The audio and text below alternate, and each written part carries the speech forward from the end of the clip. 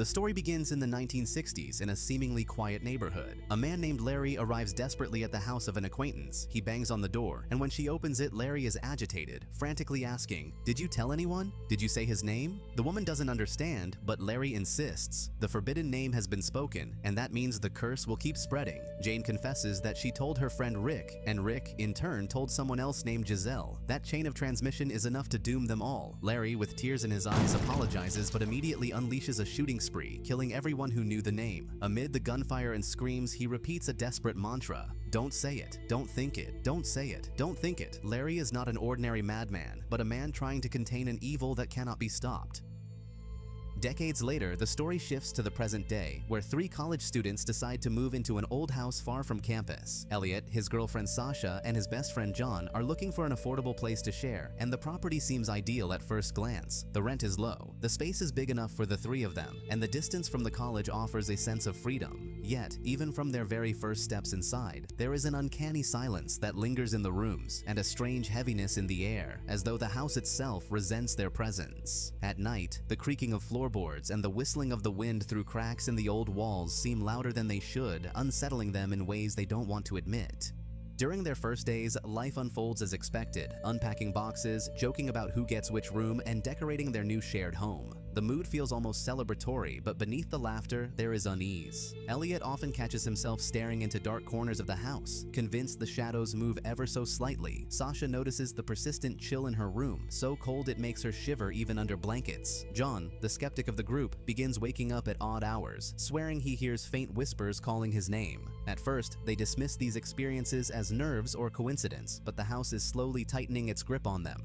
Everything changes when Elliot stumbles upon an old nightstand tucked into the corner of his room. Curious, he examines it and discovers something carved inside a drawer. At first, it looks like meaningless scratches, but as his eyes adjust, he realizes it's writing. "Don't say it. Don't think it." Scrawled repeatedly, almost desperately, as though someone was trying to force the thought into permanence. Beneath these frantic warnings lies something far worse. The name itself, the Bye-Bye Man. Elliot, half amused, mutters the words aloud without realizing that this simple act has just broken the fragile seal that kept the entity away. From that moment onward, the atmosphere of the house becomes unbearable. Sasha falls mysteriously ill, her skin pale, her body trembling with fevers that rise and fall without pattern. Doctors can't explain her condition, leaving her weak and exhausted. John is plagued by nightmares so vivid and grotesque that he wakes drenched in sweat, unable to distinguish dream from reality. Elliot, who tries to remain rational, soon begins hearing things: steady footsteps pacing the upstairs hall, doors creaking open though no one is there, and low whispers repeating phrases he cannot fully understand. Their sanctuary has transformed into a prison of dread.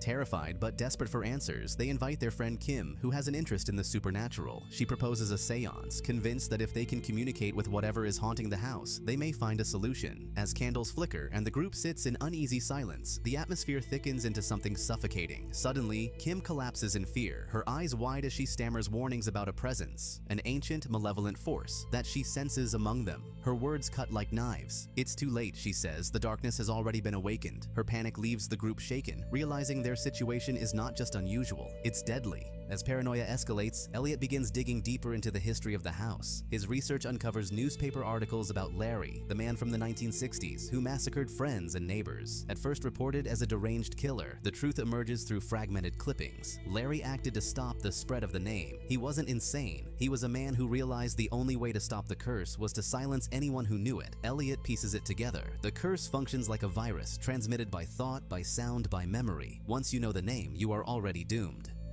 Elliot goes to pick Kim up from her house, hoping she can calm down and help them understand what is happening. On the way back, as they cross near the railroad tracks, Kim suddenly freezes. She claims she sees a terrible accident on the rails and insists that Elliot stop the car. Confused, Elliot slows down, but Kim is already opening the door. She jumps out and runs straight toward the tracks, shouting that she has to help. Elliot yells after her, telling her nothing is there, but she doesn't listen. At that very moment, a train rushes past, and before Elliot can pull her back, Kim is struck and killed instantly. Her sudden death is brutal proof that the curse manipulates perception, driving its victims to ruin once the name has entered their minds.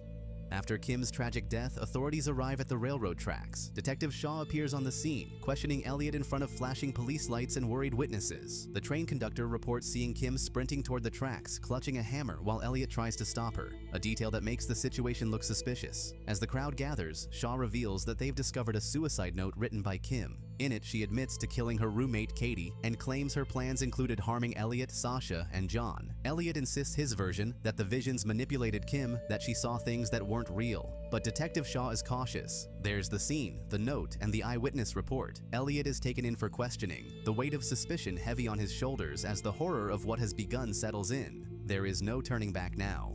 Back inside the house, tension reaches a dangerous peak. Elliot suddenly believes he sees John with Sasha, touching her as if betraying him. The image cuts him to the core, and in a fit of rage, he strikes John violently. But as soon as John collapses to the floor, the illusion fades. Sasha is nowhere near him, and Elliot realizes with horror that what he saw was nothing but another hallucination. Shaken by his mistake, Elliot binds John, tying him down in fear that the visions will push him to do something worse.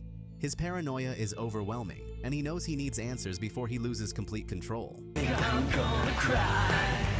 Bye, bye. Desperate, Elliot seeks out Widow Redman, the wife of Larry, the reporter from the 1960s massacre. In her home, she speaks to him about her late husband's torment, about how he had discovered the truth of the Bye-Bye Man, and how impossible it was to silence the curse. She explains that Larry had acted in blood and madness, trying to cut the chain by killing anyone who heard the name, but even then, the evil never truly died. Her words weigh heavily on Elliot, confirming that the curse feeds on memory and repetition, and that once it's inside your head, it twists every thought until destruction feels like the only option. On his way back home, Elliot begins to suffer disturbing hallucinations behind the wheel, his vision blurring between reality and illusion. Suddenly, the old librarian, the woman to whom he had confessed the name of the Bye-Bye Man, appears standing in the middle of the road. Without time to react, Elliot hits her, the impact sending his car crashing in a violent accident. Shaken and injured, he realizes once again how the curse twists every moment of his life, dragging more people into its deadly chain. Before Elliot makes it back, John regains consciousness and stumbles through the house. Still shaken, he hallucinates and sees Sasha as Kim, their dead friend. Terrified, he tries to escape from her, convinced she has returned from the grave.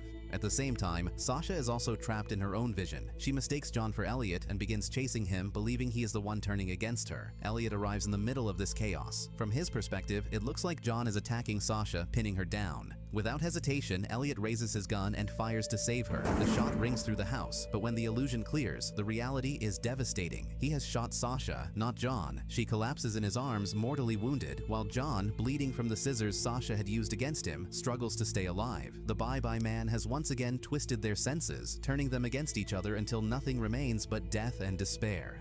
After pulling the trigger and realizing he has killed Sasha, Elliot is left trembling, broken by grief and shock. It is then that the Bye-Bye Man finally reveals himself in full form. The tall, hooded figure steps out of the shadows, his grotesque dog padding beside him with glowing, inhuman eyes. Elliot is frozen as the creature approaches, and with a slow, deliberate motion, the Bye-Bye Man raises a finger and presses it against Elliot's forehead. In an instant, Elliot is forced into a terrifying vision. He sees his brother Virgil and his young niece, innocent and unaware, already in danger of becoming the curse's next victims. The vision ends with the sound of the doorbell echoing through the house. Elliot snaps back to reality and realizes that Virgil and his daughter are actually outside, knocking and calling for him. Panic surges through him. He knows if they come inside, if they hear even a whisper of the name, the curse will spread to them too. He runs to the door, shouting for them to leave, begging them not to enter, but his words only make them more insistent. They believe Elliot needs help, and they continue to push against the door, unaware of the danger waiting on the other side. As Elliot struggles to keep them out, the Bye-Bye Man appears once more, this time descending the staircase like a specter of inevitability. His presence fills the house, heavy and suffocating, a silent reminder that there is no escape. Elliot's heart pounds. He realizes the only way to stop the chain, the only way to protect his family, is to silence himself forever. With tears in his eyes and the weight of despair crushing him, Elliot raises the gun to his own head. A final shot breaks the tension, and Elliot's body falls lifeless to the floor. In that moment, he sacrifices himself to ensure that the name will not be spoken aloud, preventing Virgil and his daughter from becoming the next victims of the curse.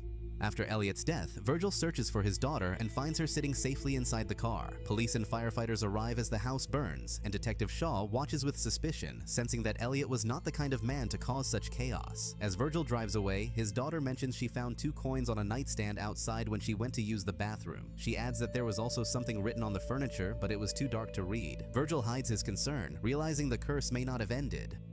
Meanwhile, paramedics pull John from the house, still alive but gravely wounded. Detective Shaw stops the stretcher, demanding to know what happened inside. With his final breath, John whispers, "Bye-bye," before dying. Whether he finished the phrase or not remains unclear, but the look on Shaw's face makes it certain. The evil of the Bye-Bye Man still lingers. The Bye-Bye Man leaves us with a chilling reminder that true horror does not always come from what we can see, but from what lives inside the mind. A single word, a fleeting thought is enough to unravel trust, twist love into fear, and turn friends into enemies. Elliot's sacrifice stops the curse only for a moment, but the uncertainty in John's final whisper and the innocence of Virgil's daughter finding the coins show that the evil still lingers, waiting for the next curious soul to say its name. It is not strength or weapons that spread the Bye-Bye Man. It is memory itself, fragile and uncontrollable, proving that sometimes the deadliest monster is an idea you can't forget.